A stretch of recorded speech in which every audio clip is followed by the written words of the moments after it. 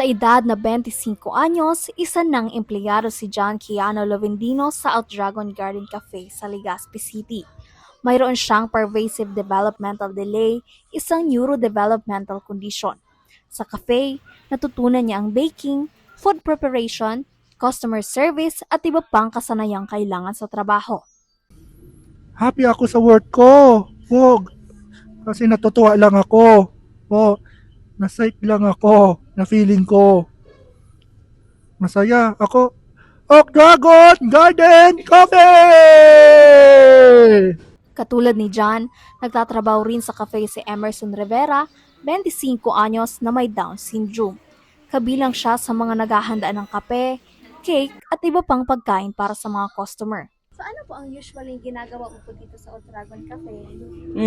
Cup and pay and ke and we and pie. Masaya ba ikaw sa ginagawa mo ngayon dito? Yay! Good!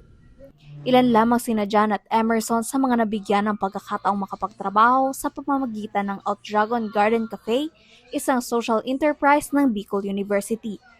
Layunin nitong matulungan ang mga kabataang may autism, Down syndrome at iba pang neurodevelopmental conditions na makalipat mula sa pag-aaral at pagsasanay tungo sa aktwal na trabaho.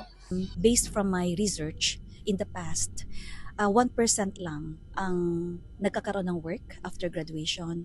So yan yung grabing napakalaking challenge na dinadaanan ng mga merong mga conditions na nasa bahay na lang sila after graduation. Ayon kay Dr. Alfane, maraming may neurodevelopmental conditions ang nahihirapang makahanap ng trabaho kahit nakapagtapos ng pag-aaral o vocational training. Sa Outdragon, binibigyan sila ng pagkakataong magamit ang kanilang mga natutunang kasanayan sa isang PWD at sensory-friendly na workplace habang nagkakaroon ng karanasan, kita at kumpiyansa sa sarili.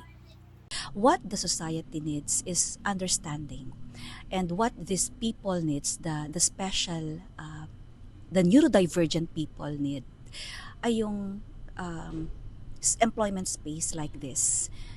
Ang laki ng pangarap namin para dito. Mahirap siyang gawin pero unlimited kasi yung mangarap.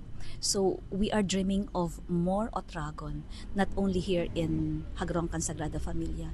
We want to bring every Outdragon cafe to other places para mas maraming ma-employ. Umaasa ang mga tagapagtaguyod ng proyekto na mas marami pang negosyo ang magbukas ng oportunidad para sa mga taong may neurodevelopmental conditions at makatulong sa pagbuo ng mas inklusibong komunidad. Sheena Joy Biason, Bicol.ph